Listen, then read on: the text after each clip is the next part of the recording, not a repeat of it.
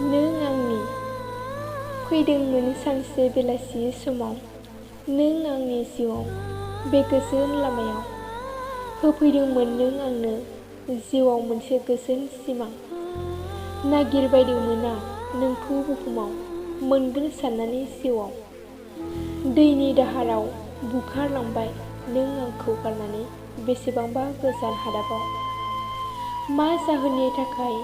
बावगारलांखो नों आंखौ मानि थाखाय आंनि अननायखौ बायफ्लेहोखो नोंखौ लानानै रनसायनाय सिमाङा थेर बेथेर जालांबाय जोंबाय थानाय आलारि बाथिया गोमोरनानै आंनि सिमांखौ खोमसि खालामबाय नोंखौ जिउआव मोननो हांमा थालांबाय लैथोनि गेजेराव आंनि जिउआ आन्दायनांबाय बारहुंखाजों सिमब्रे सिमब्रा बुफ्ले जानानै थेवबोदि आं नोंखौ मोननो हास्थायो बबे हादाबाव मोनबावगोन आं नोंखौ नाथाय आंनि मोनसे थांखि बे बुहुमाव